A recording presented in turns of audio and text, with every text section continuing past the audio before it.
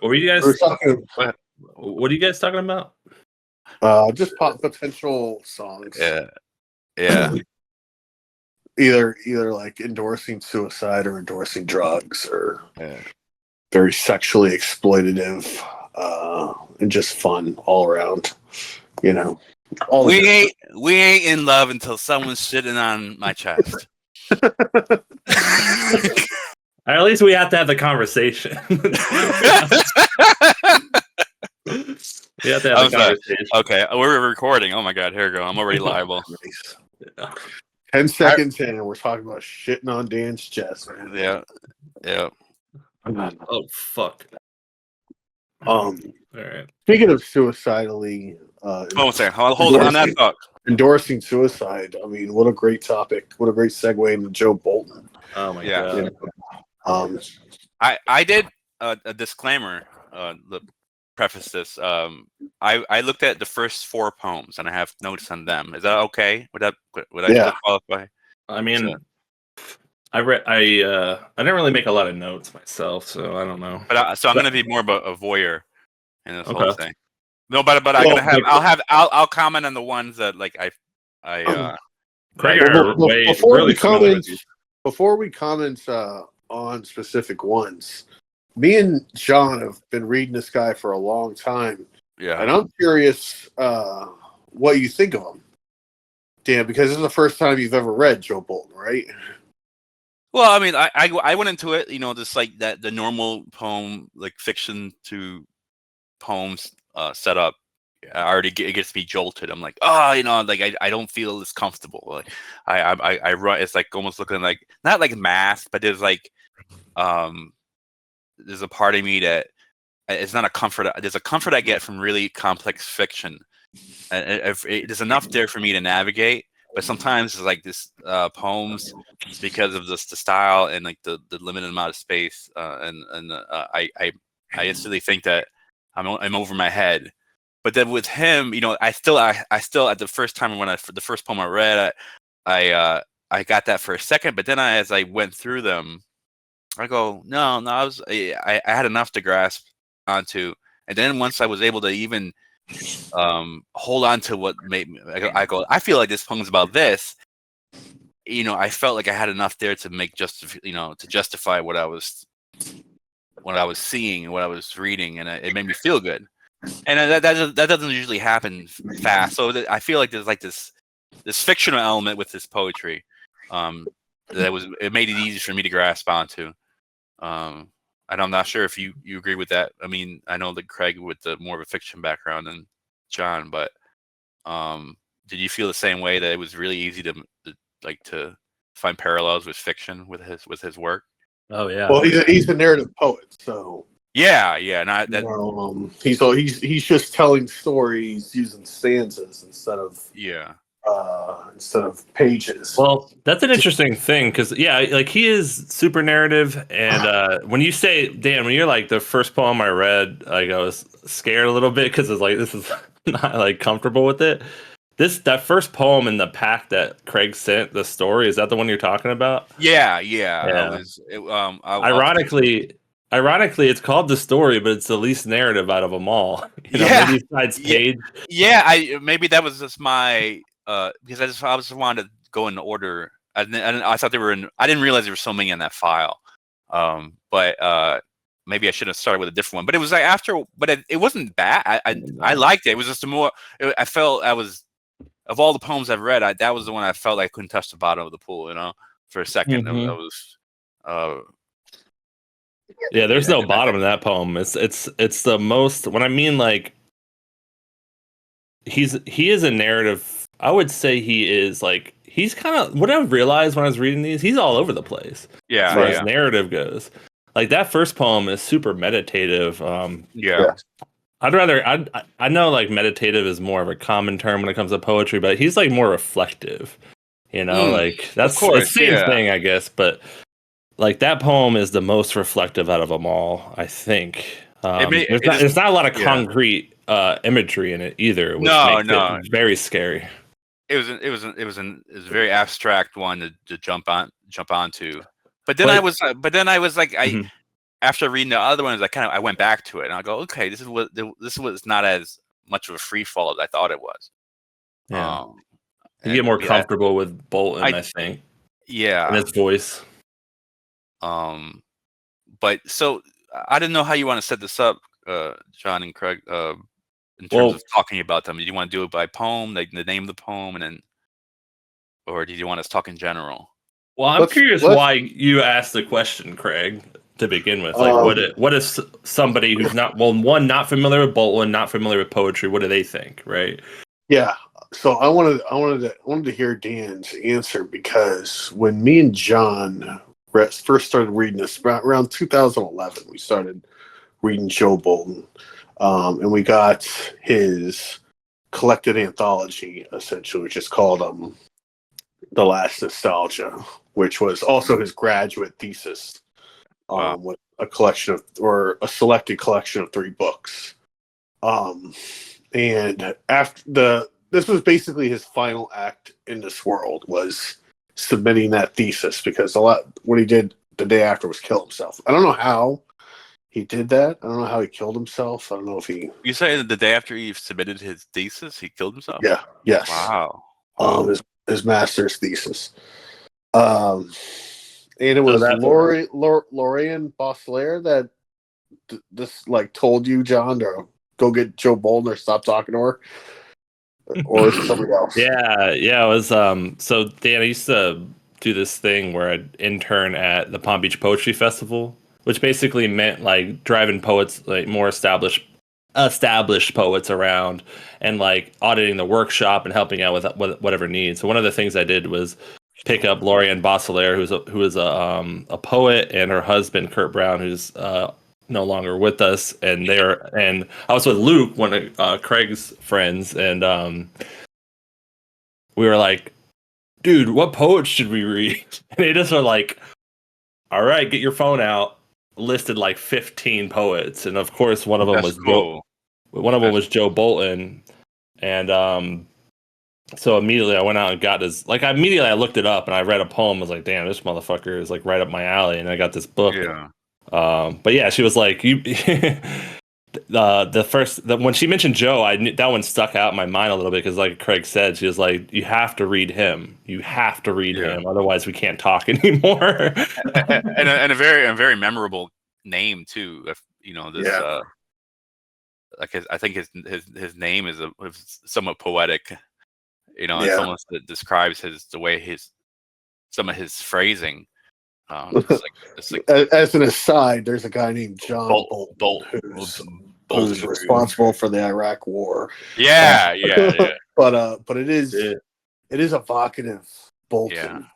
But anyways, I wanted to ask that question, John, because I don't think, with the possible exception of Sharon Olds and Yusef Komunyakaa, I don't think I've ever met or read a poet that was more accessible to a non poetry fan, to your average everyday layman. Somebody who you could just read their stuff and understand what they were talking about sentence by sentence by sentence, and it could, not only was it accessible, but it was moving still. Like a lot of these poets, Yusef Komunyakaa included, you listen to their stuff and it's just so dense that it's almost unapproachable. It's hard to access. And as one of my critiques of modern day poetry and modern day poets is, poets write poems for other poets. They don't write poems for your average Joe out in the street. Wow, that's profound. I didn't think about that. So true. I mean, it goes back to like where poetry kind of lives is in academia, and like who you surrounded with. I mean, your students who are trying to write poems, and and the people around you who are established poets. A poet's poet, and even DJing. You have like I do DJ sets, and it's like other DJs are forth. The only people who are listening to me are other DJs. Yeah. So it's like you're pandering to this very niche audience. And to say even in the poetry now, it's almost seems. Well, he's almost weird, He's another guide. If you want to get into poetry, if somebody was like, Craig, I want to know who's a poet I should read so that other poets become accessible to me. The first, Joe Bolton and Sharon Olds would be the first two. You know, if you don't like them, you're probably not going to like most modern poets. Yeah. And I'm not going to say I wouldn't say that you wouldn't like any poetry at all, but I would say that you probably, you know, it's going to be a lot harder if those two don't click, because from there things only get denser and more academic, and more lofty and more complicated, you know. And anyways, to say that's one part of it, and another part is Joe Bolton he revolutionized how me and John and Leo and a lot of other people in that group thought about writing as a whole, how personal the language could be. I mean, you know, you listen to some of these lines and it's almost like you can hear Joe Bolton's voice cracking as he's telling them to you, you know, including that story the story. Yeah, the first line, dude. It starts right. You're right there with his thoughts. You're right there with him. If it rained tonight, I'd lie down for 1,000 years as if nothing had happened, as if the story wouldn't retell itself forever. No more mother, no more remembered loves, and my pulse purified. The only sound as I lowered myself into the depths. But the bells are ringing up the hill, punishing bells for counting all the arguments against me. If I've created the story of my life, why not now the story of not having ever lived at all? Maybe then there wouldn't be this burden of what was lost almost before it arrived. Maybe then there wouldn't be this weight of what is and what I could feel myself already losing. He also sounds like, even though he's 27, he sounds like a fucking old man. You know, like it was part of the duality of Joe Bolton is he's so young, but it's not that he sounds so profound. It's just he sounds so bitter. You know, when I read that, and when I heard you read that, it's like for some reason because I know we did Sonny's Blues, but it reminded me of Sonny. It reminded me of an addict. You know, someone who's just saying, "Man, I've tied myself in these pretzels." And I've manicured these situations where I'm the bad person. I accept it. And now I have to like sit in all this. It's probably would have been easier just to lay in a puddle. That's what I was like. It was easier to lie in water than to have lived like this. Just to be like this host, or not even a host, just like just to be, you know, in this. No one that has any expectations of you. You don't have any expectations of yourself. You're just kind of drowning slowly in this thing, but at least you don't have to worry about regrets and things like that. But I was like, wow, that's what a way to open that up. I'm not sure if that opens up to anthology either. Is that the way it appears in the book? No, it's not the first poem, but as you'll notice reading these poems, they all kind of have that same vibe. I wonder what the first poem is. You know, Joe? Yeah, I can tell you. Hang on. It's called the Ohio, which is talking about like rivers and stuff, which is a common theme, like water. It's kind of interesting how Dan said it's kind of like this poem's kind of like arguing against like lying in a puddle. Because Hard Country of course has that image of drowning yourself in a river as well, but also the image of the puddle, the horse or the cow's hoof print. Right. So he was fascinated by water. Well, I think he is fascinated of drowning. Yeah. And killing himself, but well, I mean, why that method though? You know, I wonder if he didn't see water as like a kind of symbol for purity or something, or forgiveness, maybe, or life itself. Maybe he thought by killing himself he'd be returning back to the source of life, or the source of all earthly life. Anyways, I don't know. There's a lot to wonder there. I don't know if like I want to bounce this off of you guys because I read that and I read A Hard Life, hard country. Hard country. Mm-hmm. And I was like, I made a note about snow, and it was weird that the second or the third line after that, he mentioned snow and about this having the purity and looking like a new world. And I was like, it made me think of the story, because when I don't know if you ever lived up north, but when it snows, even the worst street, the most ugly looking pavement looks beautiful again, because it's like everything is covered by this this white, almost angelic kind of layer. It looks like it is, and it's just pure. But then the snow melts away, and then you see all this, and then you see dead animals. Right. You see like all these things. So I was thinking, like, when the water snow gets like sludgy. If you're like, I thought of like, if you drown yourself, and if someone was looking at you drown, like your body, the ugliness of bloating would be under the water, and the only way to see it is you drain the water away. So I was like, I was just, when I was juxtaposing those two poems, I just thought, like, maybe he likes water because the surface is just pure. You don't really see, once, like, after a flood, you see a flood, it almost looks kind of beautiful when you see a place flooded because everything's level. But then when those waters recede, then you see the ugliness underneath. Like the possible dead animals, the busted up sidewalk, the different things like that. So I don't know. I always thought maybe being in water is just a way to mask the ugliness of his life. It doesn't have to be revealed at that moment. It's just all flat and pure, like he's starting over, like a blank canvas. Yeah. I could be way off with that, but that's what I gathered with.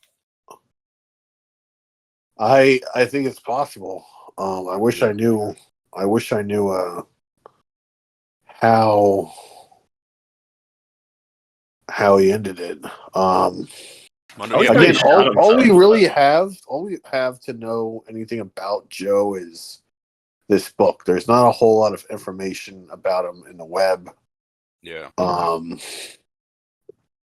we have the introduction, which was written by a friend of his. And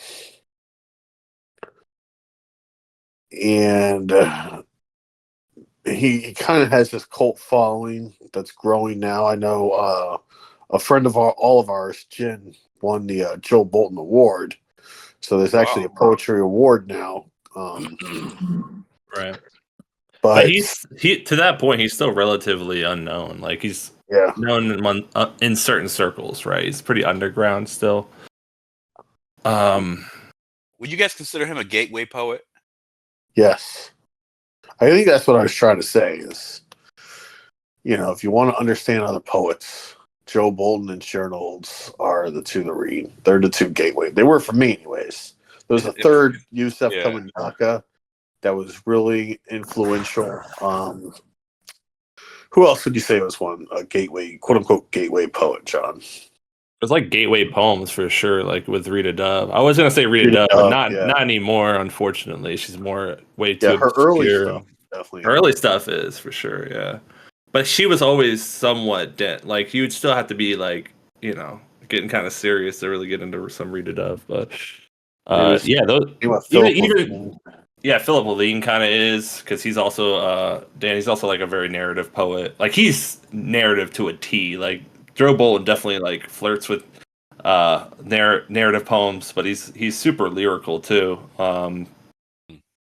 Who else? One of my favorites though, like, gateway is an interesting way to put it, because like Joe Bolton, as far as just dropping it, like, he is quintessentially a gateway poet into poetry, because anybody, like Craig said, anybody could read it. It's like so. The language is, not only is it easy to read, but it's like easy to relate to. Yes. And that's, like you were saying, Craig, like the personal nature of how he writes. It's just like, he's right there with you. And when I first started reading him, I started writing like that immediately. Like, I started writing these letters where like I was literally talking to whoever the fuck I imagined might be reading the poem. which is a really cool way to write, even if like it's a very abstract thing, like years from now, or maybe it's your brother, or maybe it's your mom or your grandpa or whatever. It really brings the poem down to earth. That's what Bolton does. Another gateway poet for me was Lee Young Lee, but his stuff is a little bit harder to like relate to. He's like the opposite. He's like super easy to read, but the poems are kind of like in outer space a little bit. Yeah. And then like all the I got a great metaphor for Lee Young Lee. It's like you're reading him and you're like floating away to outer space, and all of a sudden he just says something that's so damn motherfucking true that you get just smashed down to earth. And he's very powerful.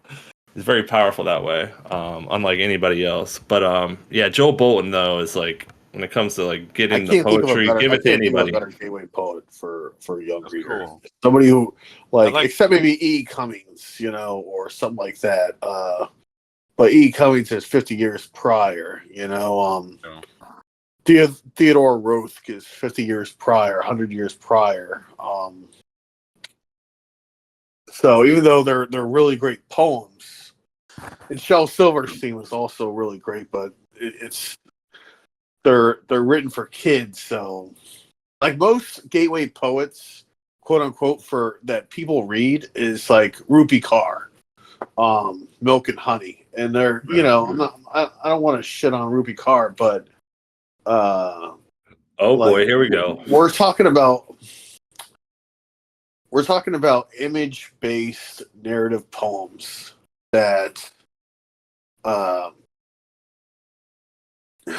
just pack a punch. And I'm sorry, like Rupi Kaur ain't that.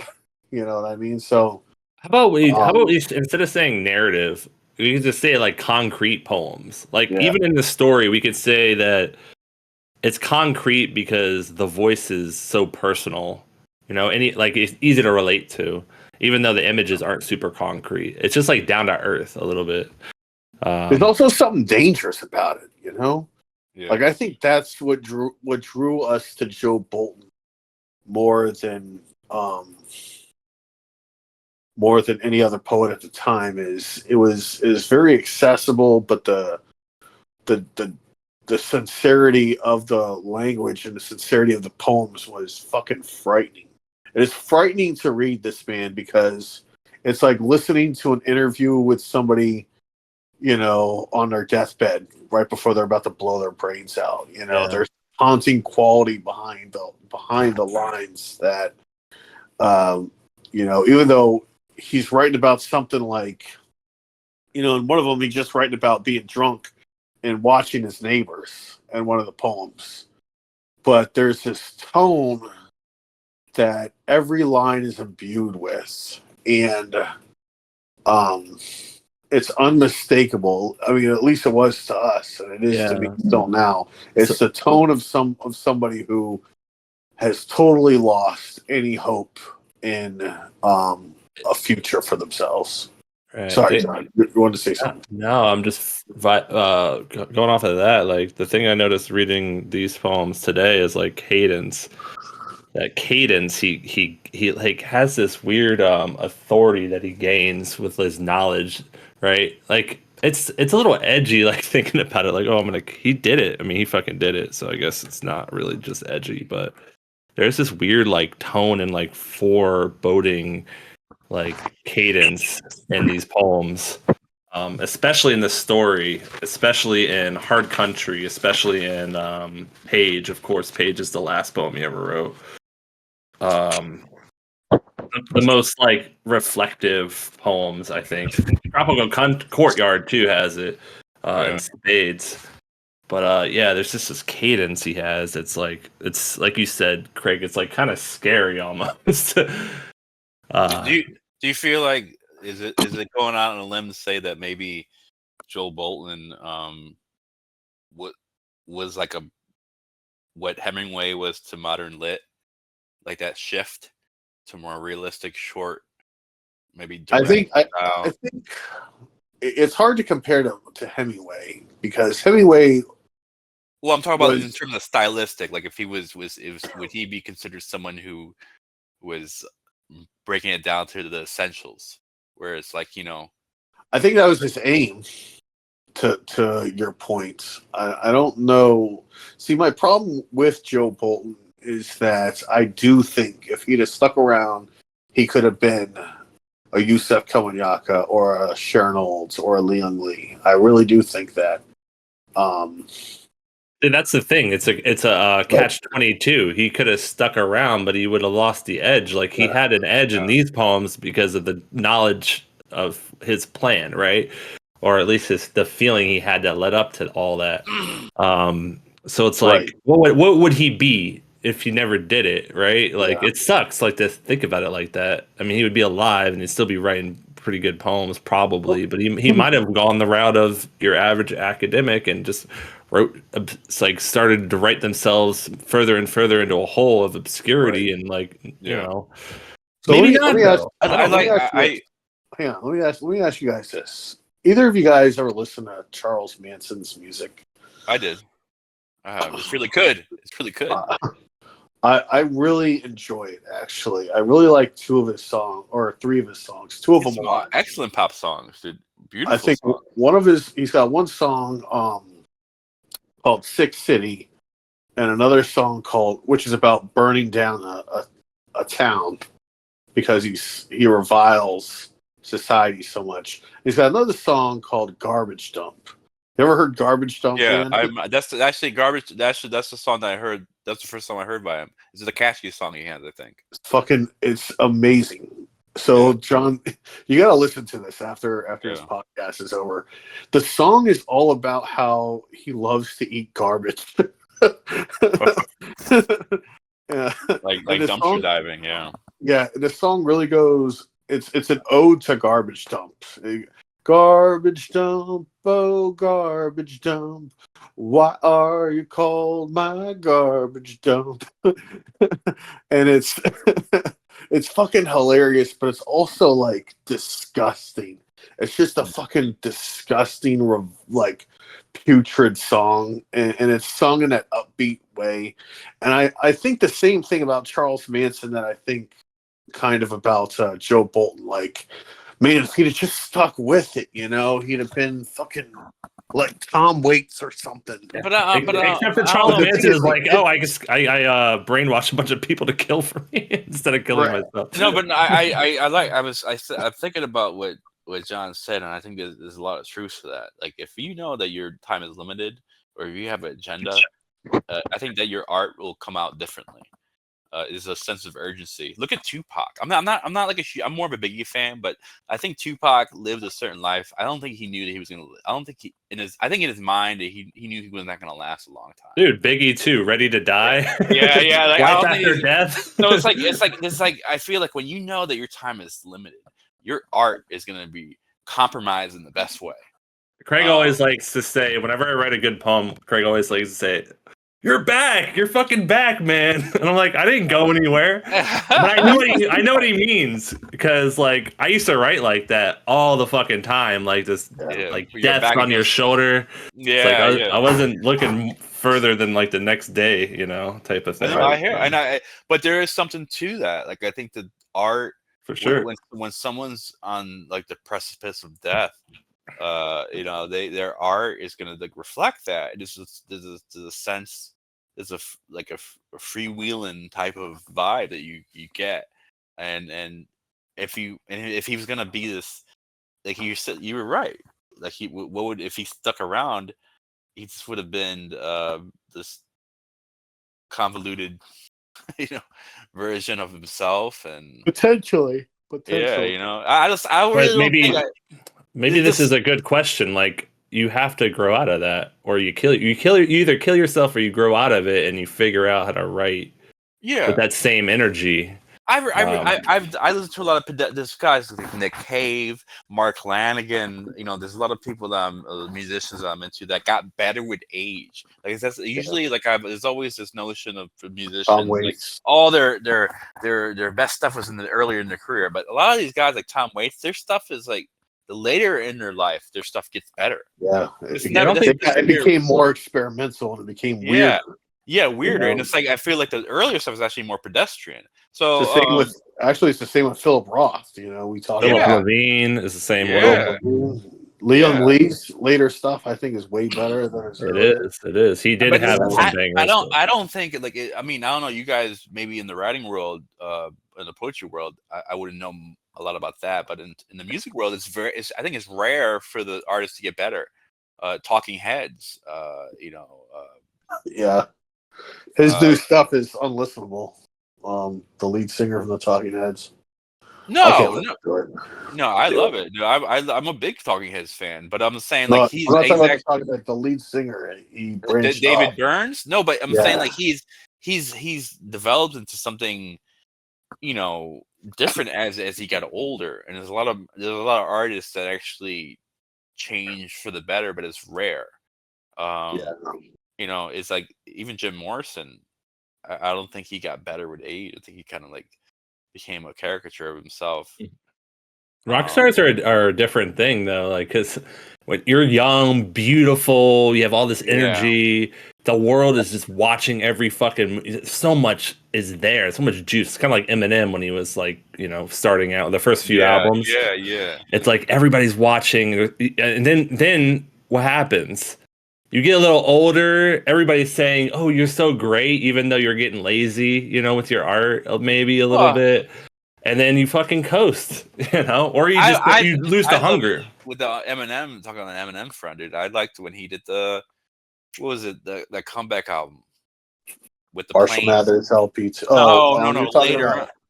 That's called Kamikaze. Yeah. Dude, that blew up. It was crazy. I heard that. I was like, this is insane. And it was because he got angry again. Because people were talking, he was saying people saying he fell off, and the new rappers were making fun of him. So it kind of brings up that he has his back against the wall again. He never had that.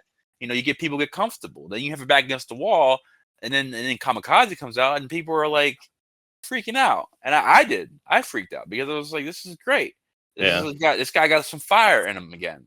But it's just Eminem is a lot like Joe Bolton in some respects, and like his best stuff was the stuff that was its most accessible.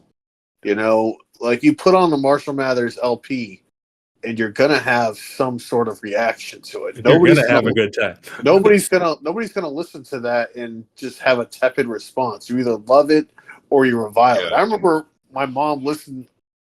I used to listen to that album day in, day out for weeks. I would just walk around with my fucking headphones on. And my mom finally got tired of seeing me do it. So she's like, I want to listen to the album. And she listened to the entire album on my CD player in the living room, and then came back and threw the fucking CD at me and she called it filth. She said it was quote unquote gangster rap. She's like, I can't believe you listen to something so disgusting. That opening, that intro, him killing his wife and raping his mom and telling the audience to suck his dick and fuck you. And I was like, Mom, that's why I fucking like it, It's because he spits on the audience. It's because every emotion that he has is so real and honest, and it reflected so much of how we felt. I feel the same way about Kurt Cobain, who I think of a lot in terms of Joe Bolton. They're both part of the 27 Club. But the difference is that when, Kurt Cobain and Eminem were at the top of the world, when they came out. And Joe Bolton was just a fucking grad student, man. He was a graduate student. Like, he has a cult following now, and he had a cult following then. I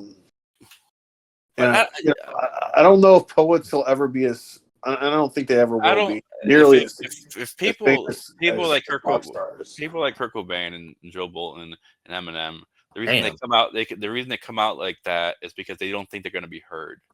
Okay, I don't think these people are trying to be famous. They're not. No. They come from different places. That's a good point. All right, they're not trying to be, because if they had any. There's people that, trust me, dude. Like, there's people that become musicians and because they want to like tap into the whatever the zeitgeist of the time. They want to follow the trend. There's people out there who make music and they think, you know what, I'm never going to get signed. No one's going to ever dig this. No one's going to understand this. So I'm just going to be who I am. That's why some of the best musicians and from the best creative artists, any artist comes from places that are outside of New York and Los Angeles, because it's like they're like, no one's gonna listen to me anyway, so I'm gonna be who I am. And so Dan, what happens when everybody's watching? You know, when everyone's watching, is groupthink. When everyone's watching you, you're gonna do everything. You know, people think, oh, you're gonna go to New York and be, you know, in the music world, like you go to New York or LA because you want to make it. Oh, I'm gonna move from my little small town. But it's actually better that you're from your shit town, because in your mind you actually have less of a in your mind you're more willing to go out on a limb, because you go, first of all, no one's gonna hear me, and I'm just going to go out and do things. But when you're in a place, some epicenter, you know, of culture, yes, it's cool. Yes, you may have like a insta crowd, but you're going to be looking around your shoulder. You're going to say, okay, I don't want to write about killing my mother, because these people are going to not like me. I'm going to do what the people around here are doing, and you know, I'm going to make sure I go with the current. When you're in the middle of Detroit, I don't give a fuck about you. You know, it's like, so you're gonna do what you want, and I feel like that's their strength, and that's like, I feel like these people become famous, but they don't. What's driving them is not the fame. It's not there's not the need to be. These people are just artists. They just need to get the stuff out. And that's every once in a while you come across somebody like the Beatles, who had all the raw talent and they had the chemistry and they did want to be heard, and they had so much to say, but they had it, like, even after they got famous, they still had more to say, you know, and the fame didn't ruin them. It just made them, it definitely changed them, but it didn't, like, if anything with the Beatles, it made them weirder. They just kept getting weirder and fucking weirder and weirder. You gotta remember though, like, not to go on a tangent, but you get the Beatles and Rolling Stones. The Rolling Stones were the art school kids. Okay, the Beatles were from Liverpool. They were from the fucking ghetto. Okay, they were like, they were like more of the scrappers. The Rolling Stones are like they get this misconception that the Rolling Stones were like these, you know, like rough and tough guys in the street, and they were tough, and they had this little edge to them. But it's actually the Beatles that had more edgier, and the Rolling Stones were the ones that were a little pampered. So they were just becoming who they really were. They were just and everybody's like, yeah, you're great. Everything you do is great. Like Dickens, Liverpool is like number 9. You still like it? You still like it? Yeah, let's do a song called Number 9. Yeah, like Revolution Number 9. Yeah, like those guys, they were willing to take more chances. You know, they knew where they came from, but you know, right. But those things happen. But I'm saying that, let's go back. I have to go too far off in that direction. But I'm saying, like, you know, these guys like Joe Bolton and any artists, they're creating in a vacuum. They don't give a fuck. They don't know why. They're just creating it to create. And if you know, if he had a death wish, It's going to happen. Whether you know, it was going to. It wasn't looking to get paid. When you try to get paid, it compromises your art. He's definitely not trying to get paid. He was Joe Bolton honestly would you and Joe Bolton would have got along a lot, Dan, because his friend in the beginning is writing a lot about, you know, problems that Joe Bolton had with life and with art, with success and failure, and it's actually reminiscent of a lot of what you say. He felt that Joe Bolton felt that poets wrote their best stuff when they were young. Now, me and John largely disagree with a number of our favorite poets, but I definitely understand how Joe arrived at that conclusion. I disagree with it, but I understand it. Which, by the way, I still think that's the exact opposite of a fiction writer. Only an idiot would think that a fiction writer writes their best stuff, you know, when they're in their 20s, or, you know, or their 30s even. You know, your best... Hemingway wrote his best stuff later on. Philip Roth wrote his best stuff later on. Craig, this is always a great, like, reminder to anybody who's, like, you know, who really loves this shit and is in it for the long haul. Like, it starts to get really desperate, man, when you're about 35 years old and you move to a little mountain town and, you know, you got a baby on the way and you're just like, dude, do I still got it? Can I do this thing? Like, just remember, in about 15 years, that's when you hit your fucking prime. Like 50, once you hit 50, you got like 10 years because you get all the perspective in the world at that point. Yeah. To write well and to write like, I don't know, like I already feel it that like a little bit, like it's getting there, but it could get real. Sorry, I mean, John, I know you think that you wrote your best stuff when you were down here, and you definitely wrote some great stuff, but I definitely think, like, I read your manuscript the other day, A Parting Gift, and I was like, man, dude, you were really hitting your stride later on, honestly. Wedgwood Way, Shane Out Past Curfew, Happy Birthday, a week before my brother died. Oh, you mean like after we moved out of South Florida? After you moved, or after you moved to Tallahassee. Gotcha. Like, that's when shit started to really click for you, and I just think it was all fucking around before then. I think that you produced more when you were younger, but your best stuff, undeniably, at least in my opinion, comes when you get older. But I know, like,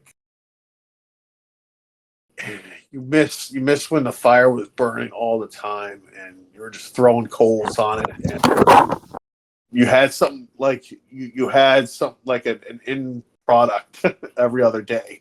Here's the result of all my labor. I miss that too. Right. Yeah, and that's probably how like a lot of young musicians feel too, because you feel like you can just like bust out a song, but then you start to learn a little bit more and like how like you want to like reach that height again, and in order to reach that height, what you have to do, and sometimes it takes a little longer in the oven, even if it's we can talk about revising and process all day long, but still it takes a little longer to just bust out a good song because you need something new to say. It takes longer. Like, hey, did you see that? For as much as I loved, like when I was going through undergrad, and I was like writing a poem every day or two, like the tone and like the perspective wasn't changing enough to like make all those poems interesting. There was a couple highlights here and there, but it averages out to about the same like hit rate, I think. Yeah. So anyway, what were you saying, Craig? You remember that? Did you see that video clip I sent you of Orson Welles talking about Citizen Kane later? Like, he's later on in his life. Well, I have to watch that movie tonight. I have it on Blu-ray. Yes, I saw that. What about it? I didn't see that. So he says, they're like, how did you do all that stuff when you were so young? And Orson Welles like, ignorance. Ignorance is fucking wonderful. Ignorance is great. There's no substitutes that all the talent and skill can make up for that matches the wonderful thing that is ignorance and not knowing that you can't do things. Because I just thought back then in all my naivete that I could just do whatever I want. Anything that I could imagine, I could film. I could put to film. And luckily, I had this brilliant cinematographer that was working with me, who didn't say no to any of my outlandish requests. But as I've learned so much more about this film, I've lost that. I've lost the ignorance, and he misses it. And I think that maybe that's what Joe Bolton was kind of leaning on a little bit, was just that there's a spark that you have when you're young and you see the world a certain way, and there are no publishers that you have to deal with or editors, or there's no worrying about how this poem will be received or what this line means, or whether you can say this or whether you can say that, or whether the book as a whole is too depressing, or what the market share is looking like, and how you gotta wait to release this until then. There's no business elements to anything that you're doing. And really, by the way, where that fucking shit first starts coming in, and Dan, you're aware of this, but I'm sure he is to an extent, is grad school. we've talked about this ad nauseum, John, like the benefits and problems of grad school. But what grad school teaches you is that on the other side of all this thing that we call arts, and all this creativity and saying this thing that's burning inside of you and making it real and making it as beautiful and as ugly and as honest and as dangerous as you possibly can, and etching it with your soul and all that stuff. On the other end of that is some guy or some girl in a suit trying to make it marketable. And I think, and that's what they call maturity, is accepting that. Well, the beauty of poetry is there is no market for it, really. Like, the market is some dumb fuck kid, who stumbles upon a Bukowski book in a used bookstore, like, it's not, there's not a lot of money in poetry, so, like, other poets are buying your poetry. Yeah. Right. But that's the market's really small. Everybody loves poetry, though. You ever talk to like anybody who just has a normal job? They don't do any sort of artistic, or maybe they do something. I don't know. Whatever. I think everybody talked to about poetry is like, I kind of like they kind of revere it in a way. Well, not everybody. Some people fucking hate it, but for sure. But there's this like weird reverence for it. Well, like there is for all arts, I mean, some of these guys are working, and they're selling used tires for a living. And Weird Al has a great song about it. A lot of them wanted to be artists. And most of them weren't. I mean, I tutor students for a living, and I try to get them to understand what a thesis is and what topic sentences are, what claims are. And part of my soul is like, man, I just want to fucking break out of here and just fucking, tell everybody about my fucked up family and my fucking, how wretched it is down here in South Florida, and tell them stories and make those stories real and fucking, send them home shell shocked, like me and John came home half the time, just walking around. But they can't, They can't. Hopefully, the three of us can. Anyways, you guys want to move on to the next poem? Tropical Courtyard. we might be here for like 10 hours. It's already 8. And we've only talked about one poem. Can I just? I'll start this, and we can do this one real quick. This poem, Tropical. Yeah. Yeah, sure. Yeah, I guess so. It is like a true lyric poem, but it reminds you how simple poetry can be, if you're like immensely talented and every line is an image and you can manage that cohesively and blah, blah, blah. But think about it. All image, reflection. Like, for me, that's as simple as a poem gets. What I mean by reflection, you're making meaning out of all this shit you just said, right? It's like the quintessential, like, if you ever like feel lost, I think you go read this poem and try to write a poem like this. If you're a poet, anyway, like, just write a bunch of images. You're in he's obviously in a scene. He sets the scene with the title, Tropical Courtyard. Importance of title too is in there. Like, that's the overarching like image, I guess. It's almost an image. Another thing in this that he does that Joel Bolton loves to do. That last line in the first stanza, here, I'll just read it. So it's a rage against geometry, the spike fans of the palmetto arcing like improvised brushstrokes in the light breeze, late shadow play, somewhere, a dog barking.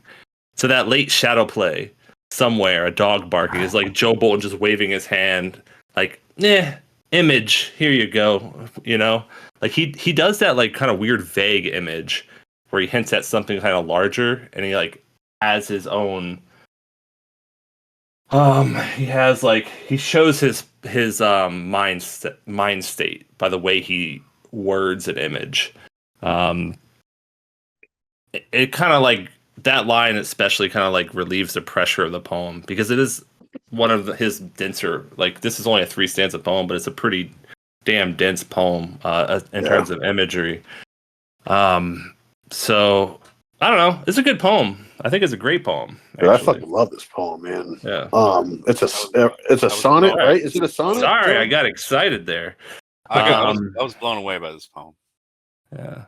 I don't think so, dude. Maybe it's not a sonnet, but it does have a rhyming scheme. It is a rage against geometry, but it doesn't feel like it's rhyming. They're all slant rhymes. It is a rage against geometry, despite fans of the palmetto arcing, like improvised brushstrokes in a light breeze, late shadow play somewhere, a dog barking. Against the height of new and old brick walls, confounding stone, transplanted pine and palm, lift in imperfection as heavy bells that would force order fade into the calm. Of azure, and a faint sense of musk. Is it eucalyptus or just the pass? There is nothing in this warm vegetal dusk that is not beautiful or that will last. Dude, I'm a fucking idiot. I didn't realize it rhymed. Most people don't. That's how. I might have realized it back in the day, but it's been so long since I read it. When I read it today, I was just like, it's so natural. But you know what? That's a good point because that like he imposed a restriction on himself, and I think it made the language like tighter and more dense. Like I said, because I think the story is how he wants to write a poem most of the time, but he's not afraid of form. Like he has a whole like section of haikus in this book. I think he does have a section of sonnets too, or maybe a couple in there. He has a couple of sonnets. I know. But yeah, I mean, he's a trained poet. He's going to dip into form every once in a while. But yeah, anyway, so like a free verse poet, like imposing restriction could be very powerful, and that's what happened here, I think. And it's also like that last line, which you call reflection.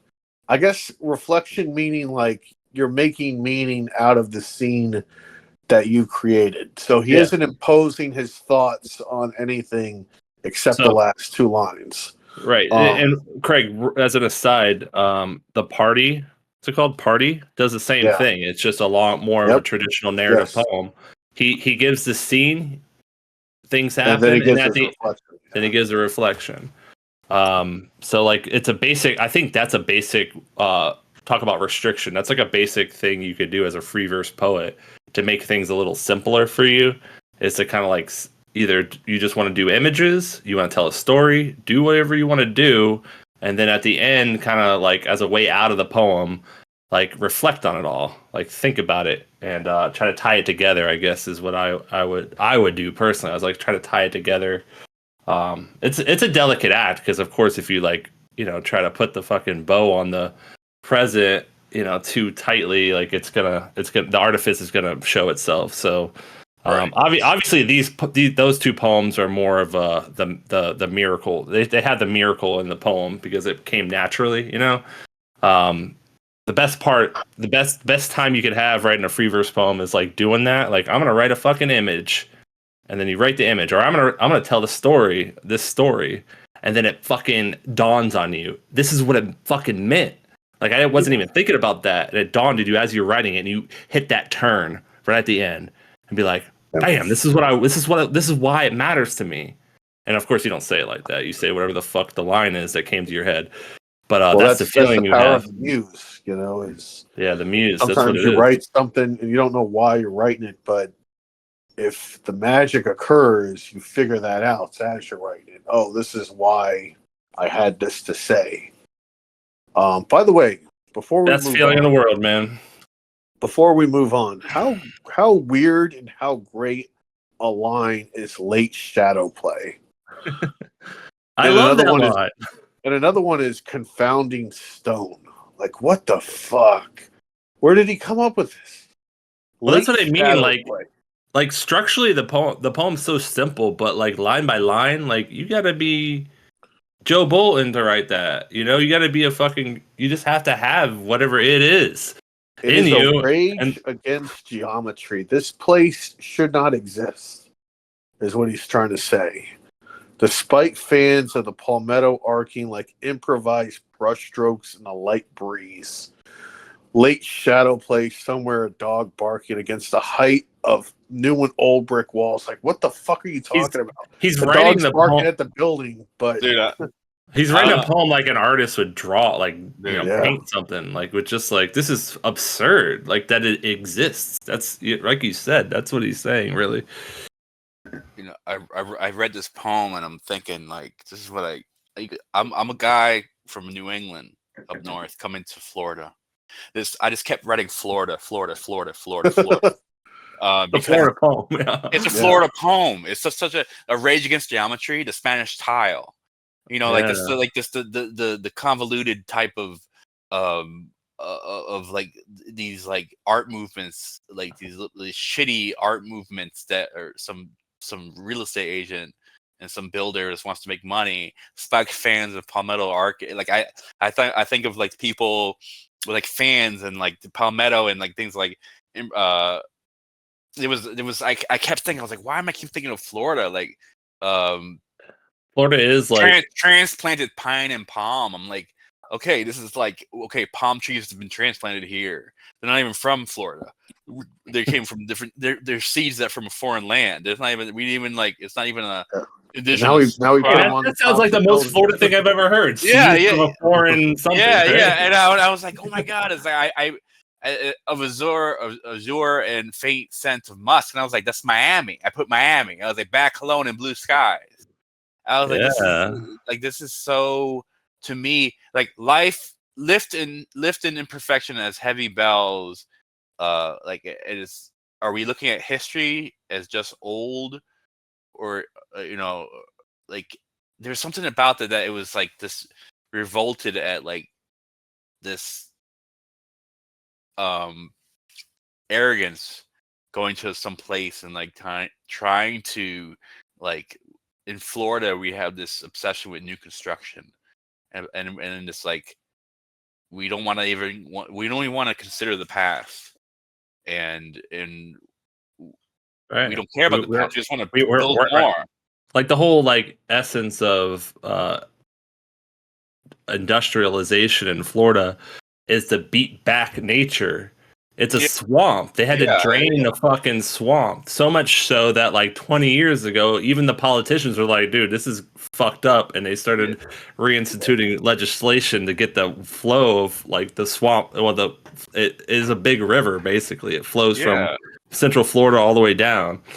So it's, exactly. It's a eucalyptus or just a path. And I was just like, oh my God, is this about industrialization in Florida? Like what are we deeming as beautiful, and what are we?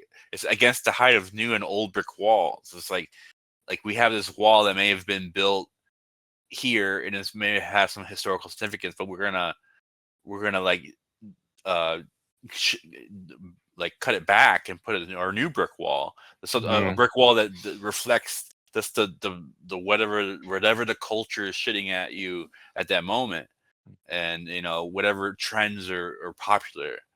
By the way, that line is, I love that fucking line. Is it eucalyptus or just the past? Because it kind of like it breaks that what I was talking about, like image, and it's just like here's a weird fucking flourish, and I think it's there because obviously it goes with the structure of his poem.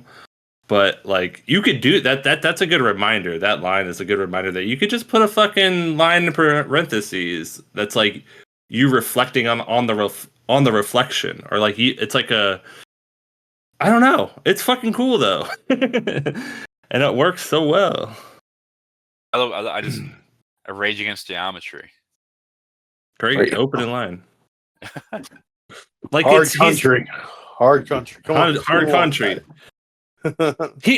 First line of this poem, it is even now a hard country to live in. He's stating his thesis. That first line in Tropical Country Courtyard is the thesis, right? This is absurd.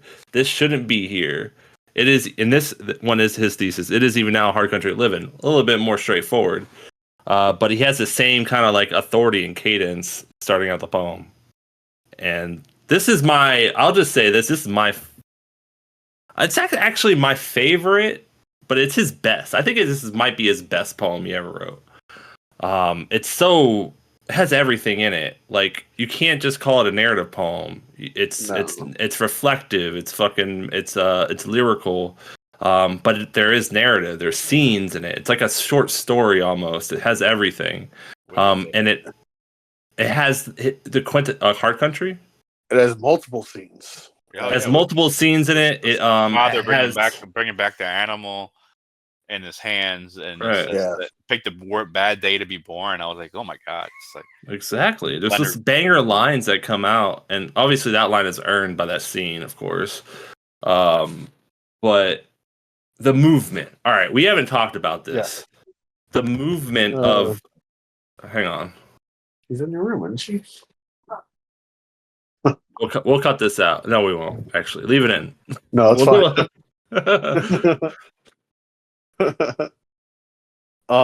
You're gonna say anyway, what I wanted to say is that this poem, like story, has that turn. Like, okay, so turns are huge for Joe Bolton. Like, he lives and dies on the turn of the poem. Like, when he flips the poem on his head and like, this is what I think about what I just said, right? The reflection, I guess. Yeah. This one, it just keeps fucking turning and turning and turning every which way. Kind of like a later poem that we might not ever get to, which I'm actually, fuck it, we're going to get to it. The Green Diamonds of Summer. Yes. Which is constantly doing that shifting movement. Right. Joe Bolton is so fucking smooth, man, going into the next thing. And this poem is like just so complicated because it's tying all these things together. I think it's complicated in a sense. So this poem is united by the concept of season. This land that I'm living in is brutal in the summer. It's brutal in the fall. It's brutal in the winter. It's brutal all the time. Even in the spring, which he never gets to, he kind of does get to because he's like, dude, even when it's nice out, all I can think of as I walk around is the only thing good about this place is there's water everywhere and I can drown myself anytime I want. Fuck, dude. You know, it's so it's united by. It's not a story about a person. It's a story about a place. And this is the country. And he's just looking at the brutality of life. And right, but it's also personal, you know, like his mom and dad are in it. The fucking calf is in it. It's a personal anecdote. Now in autumn, walking the long mile back from the empty mailbox. He was waiting for a letter from someone. And they never wrote back to him. You can see it, what's left of it. 2 Plymouths, any 30 Ford, squat, rusting, wheelless, home to broken tools, rotten clothes, mice, gray barns, and outbuildings lean grain, and a white house is white only in memory, for the photographs too have faded. Which goes back to Tropical Courtyard. Nothing lasts in this world. Even the photographs that last longer than the places, even those don't last. Yeah. Back of the smokehouse, from limp fur, the skull of an eaten raccoon grins skyward, and you wonder if there was ever any glory to be had here, and if not, then why for 200 years anyone has bothered. By the way, he's talking about America. Yeah, and that apathy in America. Yeah, that apathy for his country, which is what this is obviously all about, transitions to his own apathy for life. A hard country to live in, yes, but not a hard country to find a place in which to find a place to drown yourself. That line kind of like fucking comes out of nowhere. If you don't know Joe Bolton, obviously, like that line is hard hitting, man, and that goes back to like the movement, like of this. Oh, you thought it was a narrative poem? Oh, you thought I was just going to reflect on, you know, the fucking lost glory of our country? No, this is really about me. This is really about how I feel about not only the world but myself, and whether or not I'm going to bother continuing on. And he answers the question of why he feels this way too. You think of water, of the names of water: sinking river, rough river, lake, South Fork of the Panther, and all of it flowing Ohio-ward, Gulfward. For water, everywhere rages to be with other water. Fuck yeah. That's another like banger line that just comes out of nowhere. Yeah. And he's like, he's feeling it, man. Or held isolate in ponds. And then another one. This is right. There's So hang on. Before you go there. Or held isolate in ponds in the hoof print of 1,000-pound half hour after rain reflects the utter emptiness of sky. Hang on. Before we go on. Okay. That is him talking about people. If people rage to be with other people. And when they're alone, all they can think about is ending it. All right? All they can do is look up at the utter emptiness of sky. Heartbreak, man. It's poems about heartbreak. And you realize that this poem is about how, and really this one and Party are both about the loneliness of existing in America and how lonely life is in this country. Which maybe the whole book is about that, honestly. The story definitely feels reminiscent of it. The Courtyard, Tropical Courtyard, feels reminiscent of that thesis. And that's, I think that's worth considering. That's worth talking about, is why is this country so fucking lonely? Why is it, especially for poets, especially for somebody who reads and writes and somebody who's interested in love and the more delicate parts of life and art, why is this such a lonely place? Why does somebody so beautiful feel this way? Like, why does somebody who has so much beauty in them, who could write like this, feel this way? Like, you're right, Craig. It is a reflection. It is almost a political poem. I think it is. And I don't know. You could ask the same question of why did Van Gogh feel the way that he felt his whole life? It's another, by the way, great artist who either killed himself early or was killed early on in his life and never achieved the greatness until after he was dead. Unfortunately, I don't know. Yeah. And Van Gogh wasn't even in America, but. Hey, Craig, why are you saying it like that? Van Gogh? Is that how you're supposed to say it? Yeah, it's Van Gogh. It's not Van Gogh. It's Van Gogh. Oh, fuck. My whole world is flipped upside down. The utter emptiness of sky. Anyways, Craig, sorry, I dismantled me on a Thursday. Thank you. About that. I kind of, it was this narrative poem too really hit me because I felt like, wow, like what a scene, the father crossing the field and all that, and it's almost like the expectation that he has to handle that, like he has to go on, like that's a night in his life, and he has to, the next day he has to go on like nothing happened. I was like, that's almost brutal than the environment, just having to like stomach that and then go on. Such a emotional scene. Yeah. It kind of talks about it. It reminds me like Raymond Carver. Like they have like the people from the Rust Belt, like just having to deal with heavy shit, and then just going on to work the next day with your head down. Just saying, okay, 9 to 5, let's do it. Because I like physically hard and mentally hard to live in. And this is a poet who moved around a lot for, I guess, education or whatever, but he's obviously talking about Kentucky, where he's from. He's talking about home, man. That makes sense. I was trying to figure, I didn't know where he grew up, so it was interesting, like just reading his poems and like trying to figure out like what is his environment. Jesus Christ. And also just the brutality of nature, man. Just how could it snow on a day that animals were giving birth? How could somebody be born into weather that was below zero and freeze to death as they were being born? How could that possibly happen? But it does in the country. Yeah. And I mean, me and John talked about this earlier with a short story about a year ago by Dostoevsky called "The Beggar Boy at Christ's Christmas Tree," which you should read. It's only a page long. Fucking amazing. But I think the problem with Van Gogh and with Joe Bolton is that they could never make peace with the brutality of life and just how callous it was. Cool. That was all. I love you. They could never make peace. Is everything okay, Craig? Yeah. Should we end this? No, we're doing good. Let's get the fuck out of here.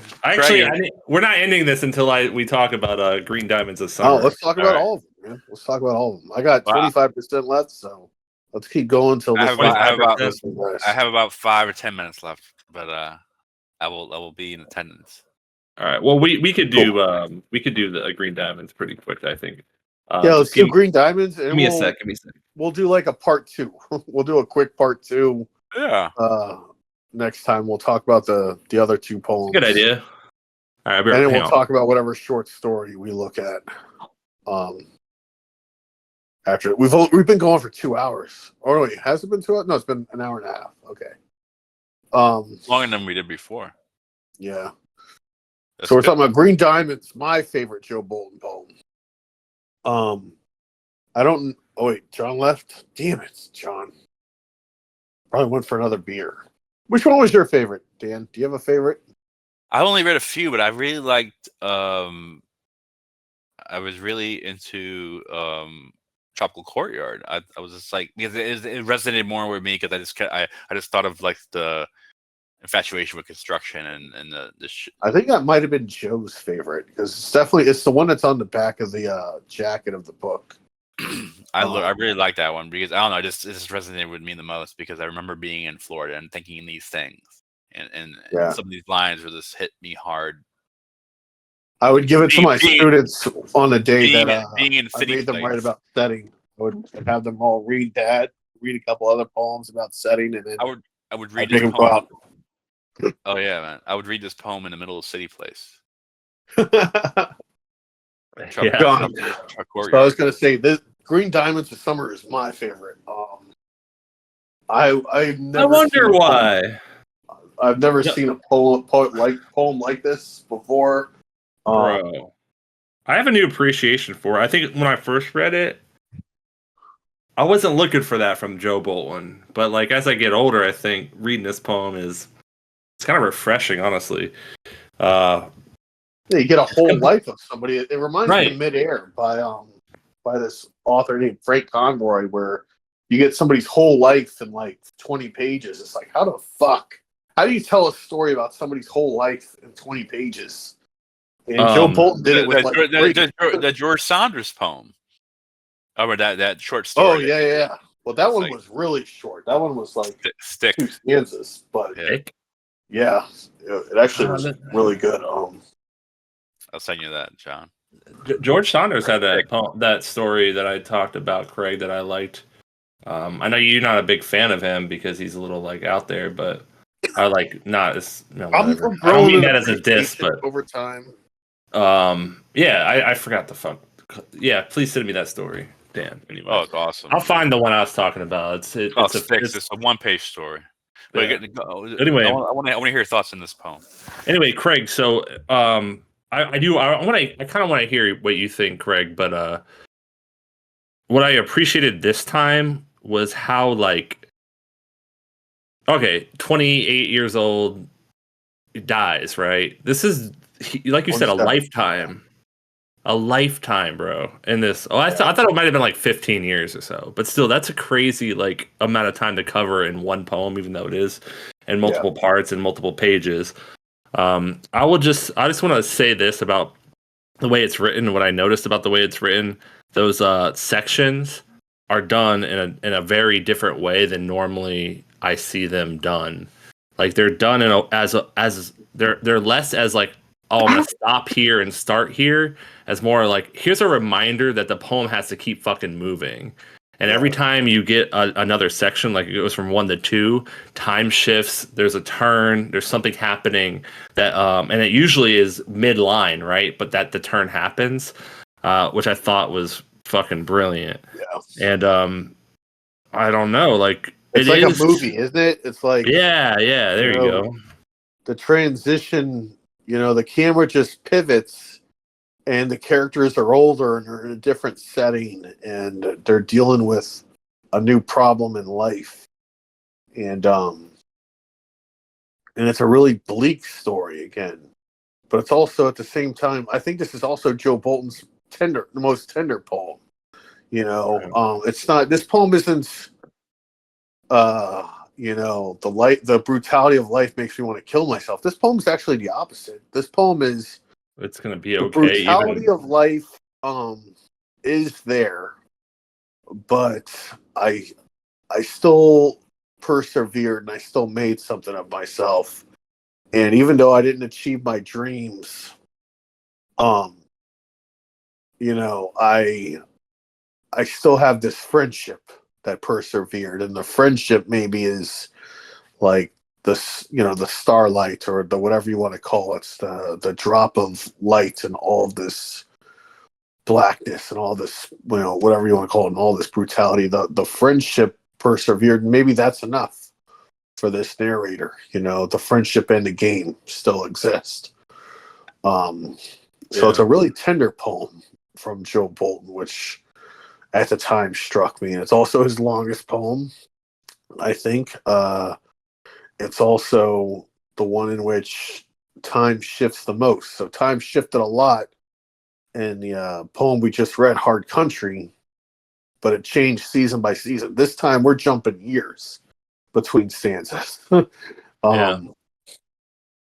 I was just captivated by so many different. It's such a different poem from him. Think about the how beautiful the epilogue is, or epigraph is, in the beginning of it. Yeah, and how essential it is to understanding this poem. Right, and it's hopeful. Like it is about death, right? But it's like when baseballs happen inside the stadium, inside the green diamond, nobody ever dies. Like it's always the same green grass as it was when you were a kid.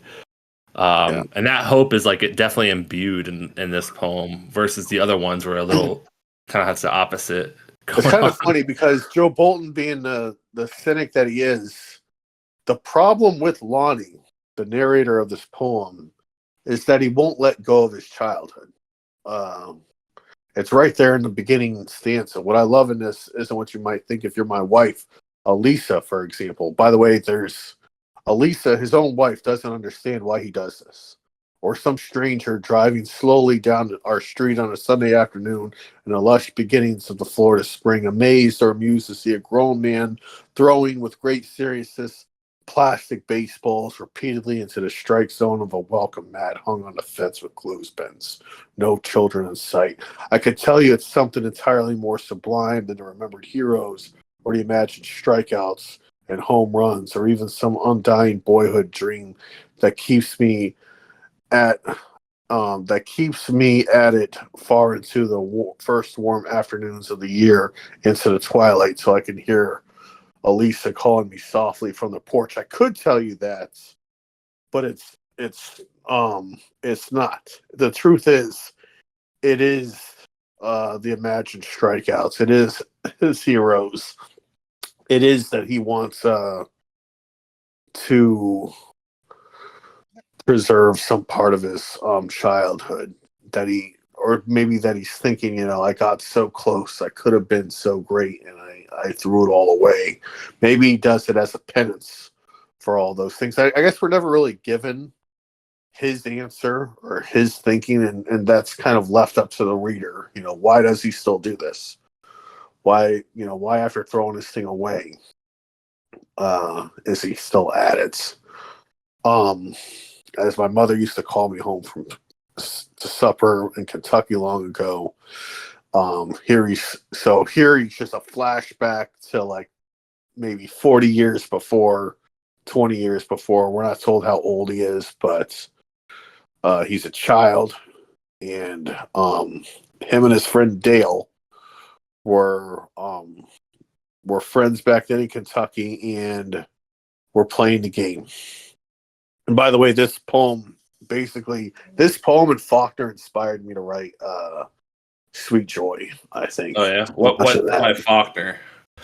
The Bear and The Sound and the Fury. The two of those. I mean, I was always a big Faulkner short story fan, but me and John were in this class, 20th Century American Great Writers at FAU. Favorite class I ever took at FAU. And we read The Bear, we read The Sound and the Fury, we read As I Lay Dying, and we tried, to no avail on my part, to read and understand Absalom. I could not fucking understand that to save my life. But Faulkner, wait, wasn't there another? What was the story, John, where the African American guy was a lodger? It was a tree. He cut down trees as a woodsman, and he found out his wife was cheating on him. Do you remember the name of that one? Oh yeah, that was the hardest one to fucking read, dude. It was started with an A. Was it? It wasn't Absalom, was it? No, yeah, that was that. No, that's what I'm thinking of.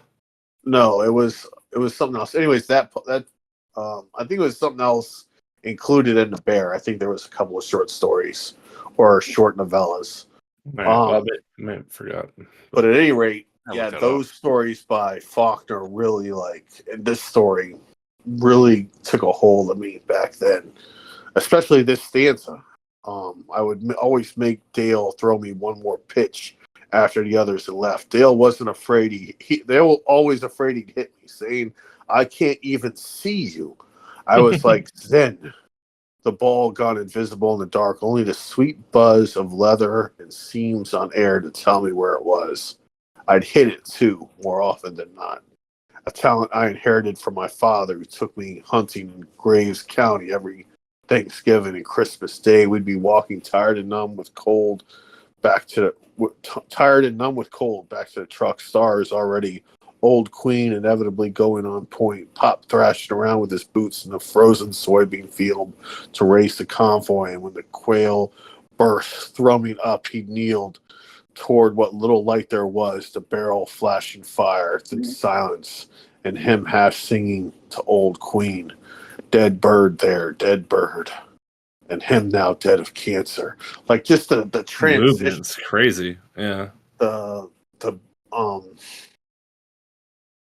way time moves. It's all so effortless, but it's also important. It reminds me of the great transitions in movies like Goodfellas and Godfather and Taxi Driver and The Shining, where you never feel lost as a viewer as to what's going on and where the characters are. Right, and the importance of the story is reaffirmed by the foreshadowing, or looking back, I guess. Like whenever he says something in one, it usually is reflected in the next. Like for instance, his friend saying, "You're gonna lose your arm if you keep at it like that," and then the next, well, I guess he was right. I lost my arm, and then listen to the line. And him now dead of cancer, who taught me the world, not as a man should know it, but as a boy knows it, who's outgrown his body. That my father never taught me how to be a man. He taught me how to preserve my childhood into manhood. And this is the cause of all of his problems, really. This is why he threw away his arm. This is why he's an alcoholic. This is why he can't let go of this game. But even in spite of all that, and I know we don't have time to read the whole poem, but it's so good, man. It's so tender. Every line, it feels like an image. It all feels effortless. It's just it is there's so much poetry in it, but it is so effortless. It is kind of just feels like somebody's talking to you, let me sit you down and tell you how we got to this point type of thing. It's Yeah, you just want to read it. I understand the impulse you have. Just keep reading the damn thing because it's so good. It's like a vortex. It just pulls you in. It just right. pulls Yeah, you get deeper and further away from where you were. Well, you actually go back to where you were. That's what I think that's the structure of the poem, the present moment. But he starts in the present, goes way back, and then works his way back. And that's kind of the poem. And he goes a little further too with his friend. I feel like he dragged. It sounds from based on what you're saying, it's almost like he dragged you through it too. Yeah. Yeah.